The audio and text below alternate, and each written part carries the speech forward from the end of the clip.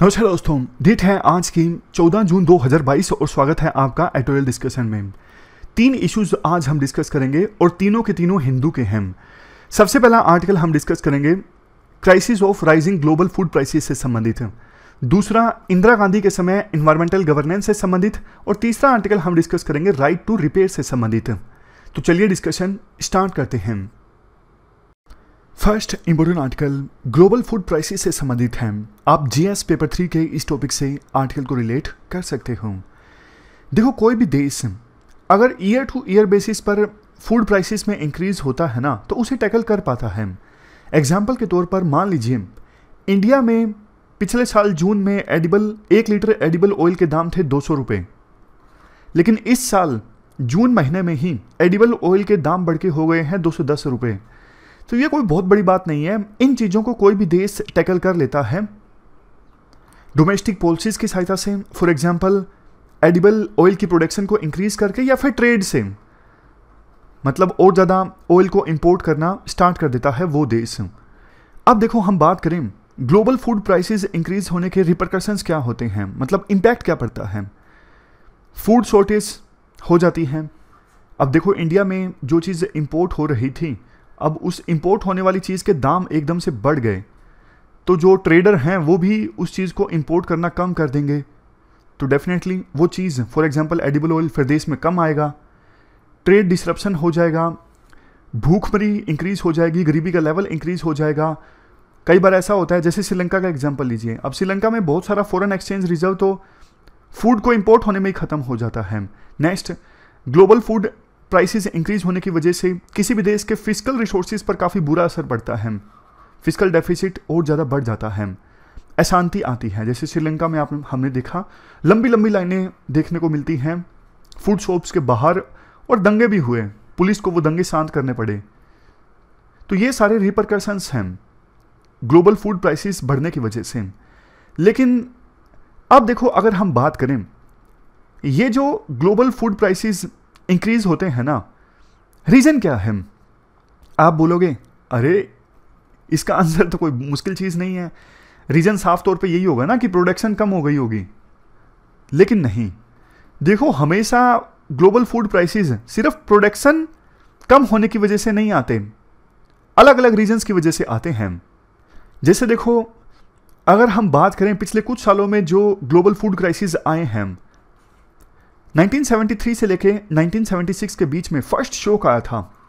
1973 से लेके 76 के बीच में ग्लोबल फूड प्राइसेस बहुत ज़्यादा बढ़ गए थे, लेकिन 76 के बाद फूड प्राइसेस धीरे धीरे कम होते रहे और 2002 में बिल्कुल कम के लेवल पे आ गए। दूसरी बार ग्लोबल फूड प्राइसेस आए 2008 में और बिल्कुल पीक पर आ गए 2011 में। यानी 2011 में आपको याद भी होगा, अगर आप रिलेट करोगे तो यूपीए की सरकार थी, महंगाई काफ़ी ज़्यादा बढ़ गई थी और यूपीए की सरकार का काफ़ी ज़्यादा क्रिटिसिज्म भी हो रहा था।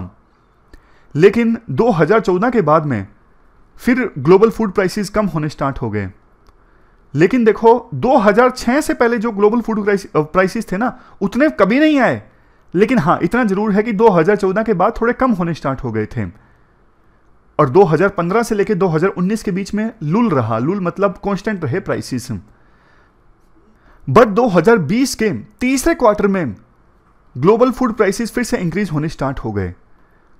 ये तीसरी बार था। अब आप बोलोगे कोविड की महामारी आ गई ना, शायद ये रीजन हो। हाँ, डेफिनेटली ये बड़ा रीजन है कि कोविड-19 की महामारी आ गई, इस वजह से 2020 के तीसरे क्वार्टर से ग्लोबल फूड प्राइसेस बढ़ने स्टार्ट हो गए थे।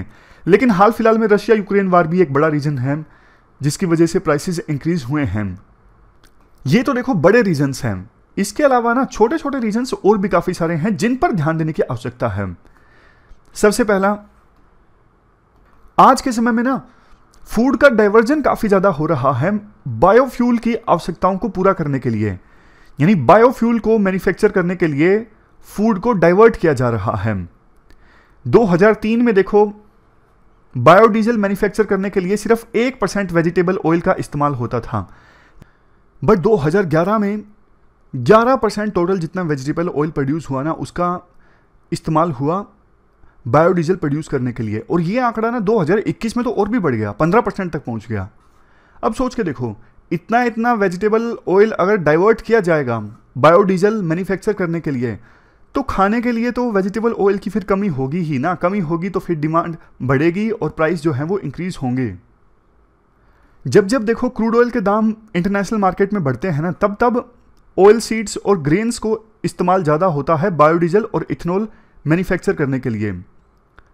और चूंकि अब क्लाइमेट चेंज को लेकर कंसर्न काफ़ी ज़्यादा है, तो विभिन्न देश जो हैं वो मैंडेटरी बना रहे हैं डोमेस्टिक कंपनीज के लिए। उन्होंने पेरिस क्लाइमेट चेंज एग्रीमेंट में वादा भी किया है, कमिटमेंट में की है कि इतना इतना हम ना टोटल जितने हमारे देश में इलेक्ट्रिसिटी प्रोड्यूस होती है, जैसे फॉर एग्जांपल इंडिया ने कहा कि 30% या फिर 40% हम रिन्यूएबल एनर्जी से प्रोड्यूस करेंगे, तो भी फिर बायोडीजल और इथेनॉल इनका इस्तेमाल जो है वो काफ़ी ज़्यादा होने लगा है। इसके बाद नेक्स्ट फैक्टर की राइटर बात करते हैं। वो बोलते हैं देखो फर्टिलाइजर, एग्रोकेमिकल्स, इनके प्राइसेस भी ना काफ़ी ज़्यादा इंक्रीज हो गए हैं। किसान बेचारे क्या करें, फर्टिलाइजर के दाम बहुत ज़्यादा बढ़ गए, एग्रोकेमिकल्स के दाम बहुत ज़्यादा बढ़ गए। जैसे अप्रैल 2021 से लेकर अप्रैल 2022 के बीच इंटरनेशनल मार्केट में फर्टिलाइजर के दाम 150% बढ़ गए। यूरिया का जो दाम पहले 1000 रुपये से कम था, लास्ट 15 महीनों में 3000 से ज़्यादा हो चुका है। ये इंटरनेशनल प्राइस की हम बात कर रहे हैं यूरिया की। देश में तो सब्सिडी मिलती है यूरिया के ऊपर किसानों को। तो जब देखो इंटरनेशनल मार्केट में इतना कुछ होगा, तो उसका जो असर है वो जाहिर तौर पर डोमेस्टिक मार्केट में तो देखने को मिलेगा ही ना। सरकार क्या कर सकती है अपनी तरफ से? सरकार देखो ये कर सकती है अपनी तरफ से, जब इंटरनेशनल प्राइस बहुत ज़्यादा बढ़ जाएं तो सरकार इंपोर्ट को आसान बना सकती है, क्योंकि सरकार को खतरा नहीं है, वैसे भी दाम ज़्यादा हैं, जिसको खरीदना है खरीद लो, फ़ायदा ही होगा क्योंकि देश में चीज़ें वो ज़्यादा आएंगी। और एक्सपोर्ट पे थोड़ा लगाम लगा सकती है। जैसे वीट है, वीट के दाम एकदम से बढ़ गए तो सरकार ने एक्सपोर्ट पे बैन लगा दिया। क्यों? क्योंकि डोमेस्टिक मार्केट में कंज्यूमर्स के लिए वीट की कमी ना हो जाए, इसलिए सरकार ने एक्सपोर्ट पे बैन लगाया। और अगर कोई चीज़ इंटरनेशनल मार्केट में बहुत ज़्यादा सस्ती हो जाती है तो सरकार उल्टा कर देगी। यही क्वेश्चन, इस टाइप के क्वेश्चन आजकल यूपीएससी प्री में काफ़ी पूछती है। फिर सरकार क्या करेगी, जो सस्ता इंपोर्ट है ना उस पर बैन लगा देगी और एक्सपोर्ट को प्रमोट करेगी जब इंटरनेशनल मार्केट में चीज़ें सस्ती हो जाएंगी। इससे देखो कंज्यूमर्स का तो फायदा होता है, किसानों का फायदा नहीं होता। अब देखो इंडिया पे जो आरोप लगे ना कि इंडिया एक रिलायबल पार्टनर नहीं है, एकदम से इंडिया ने वीट के एक्सपोर्ट पर बैन लगा दिया जब इंडिया के वीट की आवश्यकता थी वर्ल्ड को। राइटर कहते हैं देखो फर्क है, इंडिया ऑलरेडी जितना एक्सपोर्ट कर रहा था उसमें इंडिया ने कुछ नहीं किया। समझ रहे हो? मतलब पहले इंडिया 2015 से लेकर 2020 के बीच में वर्ल्ड में ग्लोबल वीट में इंडिया का कंट्रीब्यूशन कितना था? सिर्फ 0.1% से लेकर 1% के बीच में। लेकिन एकदम से वीट की डिमांड बढ़ी ना, तो इंडिया से वीट का एक्सपोर्ट बढ़ गया था, उस पर इंडिया ने लगाम लगाया है। नॉर्मल जितना एक्सपोर्ट होता था उतना तो हो ही रहा है ना, तो रिलायबिलिटी की बात कहां से आ गई? देखो आप किसी दुकानदार से डेली दूध खरीदते हो 1 किलो, अब दूध की बहुत ज़्यादा कमी हो गई, वो दुकानदार आपको 1 किलो दे रहा है, उसमें कोई दिक्कत नहीं है, बट आप उससे मांगते हो कि मुझे 3 किलो दे दो, वो 3 नहीं दे पाता, वो बोलेगा कि मैं 1 ही दूंगा आपको। तो आप उस दुकानदार पे आरोप नहीं लगा सकते ना कि भैया तुम रिलायबल नहीं हो, हम हमेशा आपसे खरीदते हैं। वो बोलेगा कि भैया 1 किलो आप मुझसे हमेशा खरीदते हो, 1 किलो तो मैं आपको दे रहा हूं ना, 3 आप मांग रहे हो, 3 मेरे पास है ही नहीं। वही बात इंडिया की है। राइटर कहते हैं इंडिया पहले जितना एक्सपोर्ट कर रहा था उतना तो करने को तैयार है ना, अब नया एक्सपोर्ट इंडिया कहां से दे? अगर देगा, मतलब नया वीट अगर दुनिया को देगा तो फिर डोमेस्टिक कंज्यूमर्स के लिए नहीं बचेगा। इसके बाद राइटर बोलते हैं देखो जो इंडिया की पॉलिसी है ना बफर स्टॉक की, मतलब एफसीआई अनाज स्टोर करके रखती है, ये पॉलिसी काफ़ी अच्छी है। इस पॉलिसी ने इंडिया की ना काफ़ी मदद की है ग्लोबल प्राइसेस शॉक्स को हैंडल करने में। मतलब ग्लोबल कमोडिटीज़ में, ग्लोबल मार्केट में कमोडिटीज़ के दाम एकदम से बढ़ जाते हैं ना, उसको हैंडल करने में ये बफर स्टॉक काफ़ी काम आता है। लेकिन एक चिंता की बात यह है 1970s में ना ग्रीन रेवोल्यूशन आई थी, उस वजह से हम 1973 से लेकर 1976 के बीच में ग्लोबल फूड क्राइसिस को अच्छे से टैकल कर पाए थे। बट हाल फिलहाल में ना कोई नई टेक्नोलॉजी आ नहीं रही है एग्रीकल्चर सेक्टर में जिससे कि ना फूड प्रोडक्शन एकदम से इंक्रीज हो जाए जितना कि ग्रीन रेवोल्यूशन के दौरान हुआ था। तो सजेशन देखो राइटर की तरफ से ये है कि आप ना एग्रीकल्चर में R&D पर इन्वेस्ट करो, ताकि एग्रीकल्चर में नई नई टेक्नोलॉजी आएंगी तो प्रोडक्शन को इंक्रीज किया जा सकता है। इसके साथ साथ देखो बायोडीजल के लिए या फिर इथेनॉल के लिए जो ऑयल डाइवर्ट किया जाता है या फिर फर्टाइल लैंड को डाइवर्ट किया जाता है दूसरे पर्पजेस के लिए, इन पॉलिसीज को आप सीरियसली रिकंसिडर करो। तो ये हमने पूरा आर्टिकल डिस्कस किया ग्लोबल फूड क्राइसिस से संबंधित। चलते हैं आगे। इसके बाद next article right to repair से संबंधित है। आप जीएस पेपर सेकंड के इस टॉपिक से आर्टिकल को रिलेट कर सकते हो। क्या कंटेक्स्ट है? देखो यूएस में जो न्यूयॉर्क स्टेट है ना, वहाँ पे एक नया एक्ट बना है फेयर रिपेयर एक्ट। इस एक्ट के अंतर्गत जो प्रोडक्ट्स के मैन्युफैक्चरर हैं ना, उनको जो इंडिपेंडेंट रिपेयर शॉप होती है ना, जैसे देखो आपका पंखा खराब हो गया, उषा कंपनी का है, या तो आप उषा कंपनी के स्टोर में जाओ पंखा ठीक करवाने के लिए, या फिर गली मोहल्लों में बाजार में जो इलेक्ट्रिकल आइटम्स को रिपेयर करने की शॉप होती है वहाँ पर जाओ। तो आमतौर पे वारंटी वगैरह ख़त्म हो जाती है, तो और होते इतने स्टोर कम है तो हम गली मोहल्ले में जो भी दुकान होती है वहाँ से इन आइटम्स को ठीक करवा लेते हैं। तो एक्ट ये आया है न्यूयॉर्क स्टेट का कि मैन्युफैक्चरर को ना, फॉर एग्जांपल उषा कंपनी को, गली मोहल्लों की जो भी रिपेयर शॉप्स है ना, उनको ना मैनुअल प्रोवाइड करना होगा कि ऐसे ऐसे आइटम्स हैं, ऐसे ऐसे हमारी चीज़ ठीक होती है, ताकि रिपेयर शॉप वाले के लिए ना काम आसान हो जाए। समझ रहे हो? मतलब मैन्युफैक्चरर को ना मैनुअल प्रोवाइड करना होगा इंडिपेंडेंट रिपेयर शॉप्स को, ताकि इंडिपेंडेंट रिपेयर शॉप वाला आसानी से प्रोडक्ट्स को ना रिपेयर कर सकें। ये एक्ट आया क्यों न्यूयॉर्क में? इससे देखो कंज्यूमर्स को फायदा होगा। कंज्यूमर्स का जो राइट टू रिपेयर है ना, वो इससे मजबूत होगा। कंज्यूमर अपनी परचेज की हुई चीज़ को और ज़्यादा चेंज करवाना चाहता है तो वो उनका मजबूत होगा। अब देखो राइटर कहते हैं ये बात तो सही है, इससे कंज्यूमर के जो राइट्स हैं वो मजबूत होंगे, बट देखो मैन्युफैक्चरर के भी तो काफ़ी सारे राइट्स हैं ना, privacy, security, quality concerns, intellectual property rights, इन सब के कॉम्प्रोमाइज़ होने का खतरा है। देखो आज के समय में ना हम कॉम्प्लेक्स मशीनरी इस्तेमाल करते हैं, जैसे एयर कंडीशनर ने पंखे, कूलर, इन सब को रिप्लेस कर दिया है।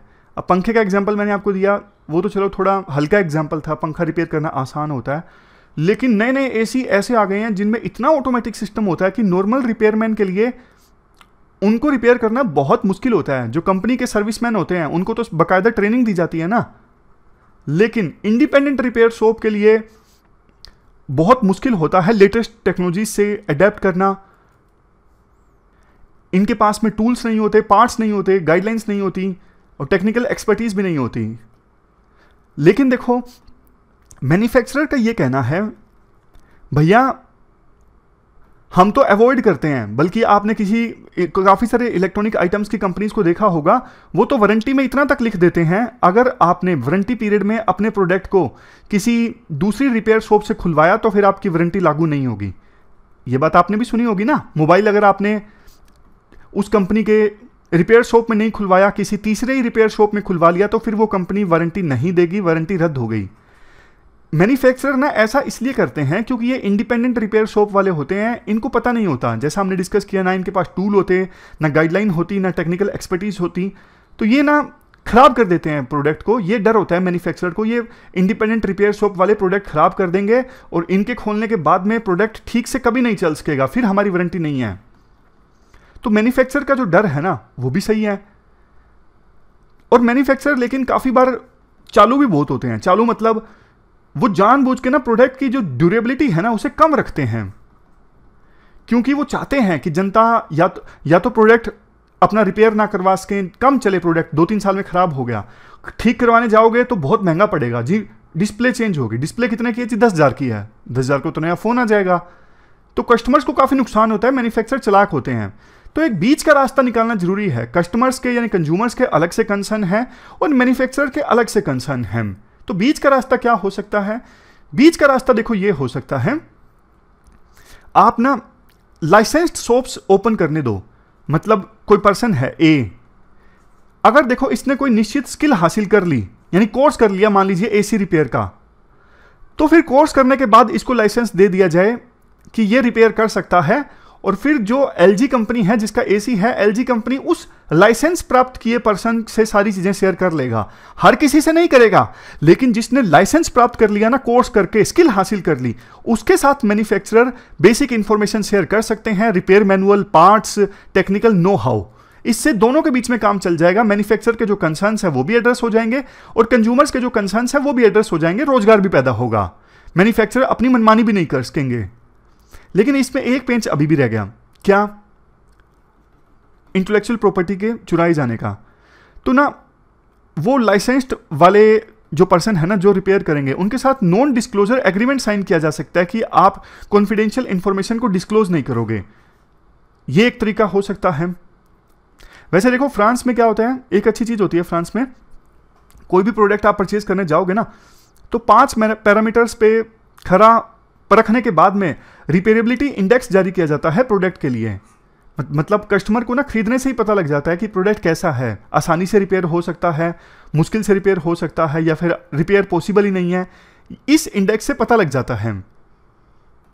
यूरोप के कई हिस्सों में गाइडलाइंस हैं, जैसे यूरोपियन यूनियन की गाइडलाइंस हैं eco design for energy related products and energy information regulation 2021 है।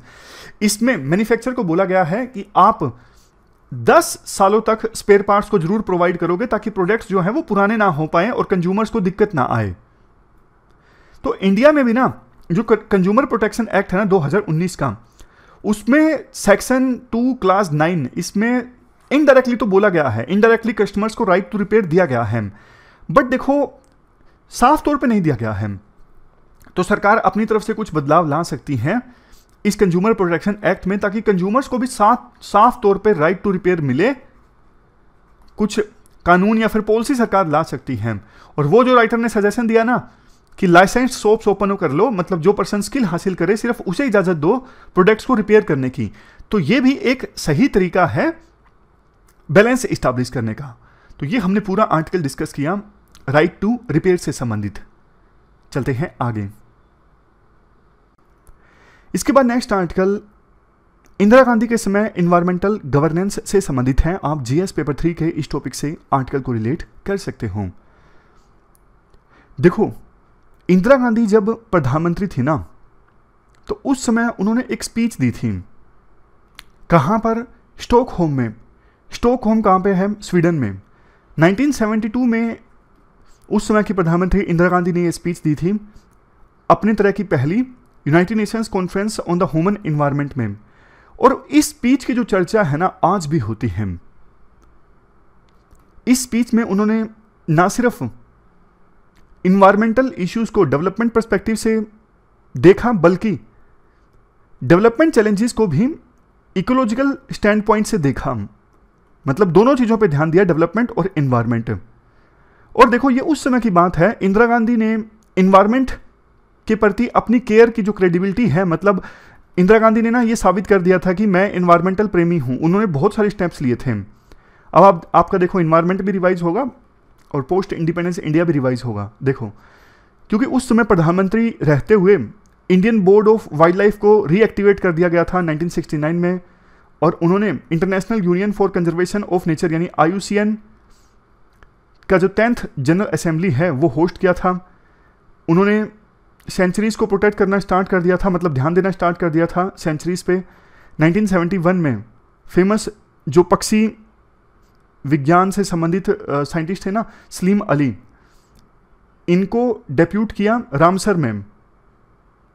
1971 में रामसर कन्वेंशन आई थी, आपको याद ही होगा, एनवायरनमेंट में पढ़ा होगा।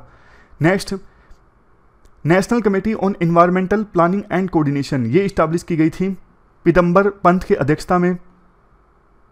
उन्होंने इंडिया का पहला स्पीसीज कंजर्वेशन प्रोग्राम लॉन्च किया। कहाँ पे? 1972 जनवरी में एशियाटिक लायन को प्रोटेक्ट करने के लिए किया गया था, गुजरात के गिर में।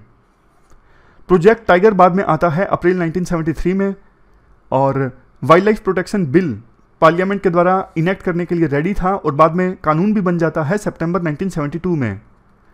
वाटर पोल्यूशन को टैकल करने के लिए उन्होंने कानून लाया, बाद में आया था 1974 में, ये पोल्यूशन कंट्रोल बोर्ड आए थे और उनके तहत वाटर कंजर्वेशन करने के लिए कानून बन गया था। उन्होंने अपनी स्पीच में एक बात बोली थी जो काफ़ी ज़्यादा फेमस है, जो एज ए कोट भी हम इस्तेमाल करते हैं ऐसे में, poverty is the greatest polluter. बाद में एक और फॉर्म भी इस लाइन का चर्चित हुआ, poverty is the worst form of pollution. Writer कहते हैं एक्चुअली इंदिरा गांधी ने ऐसी कोई चीज़ बोली नहीं, उन्होंने एग्जैक्टली ये बोला था, are not poverty and the need greatest polluter, मतलब आवश्यकता और पॉवर्टी क्या ये ग्रेटेस्ट पोल्यूटर नहीं है। बिल्कुल एग्जैक्ट वर्ड्स में बात करें तो ये बोला था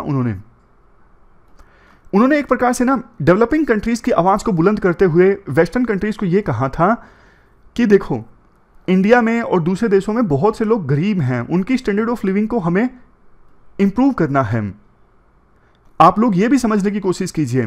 इवन इंदिरा गांधी ने यह भी कहा डेवलप कंट्रीज को, देखो ये घोर इनजस्टिस है, डेवलप कंट्रीज में थोड़ी थोड़ी पॉपुलेशन है लेकिन उन्होंने इतने रिसोर्सेज को एक्सप्लॉइट किया है, इतना एमिशन कंट्रीब्यूट किया है, और जब डेवलपिंग कंट्रीज की और गरीब देशों की डेवलपमेंट की बारी आई तब आप बोल रहे हो डेवलपिंग कंट्रीज को कि आप कोल मत इस्तेमाल कीजिए, ये मत कीजिए, वो मत कीजिए, ये तो अन्याय है ना।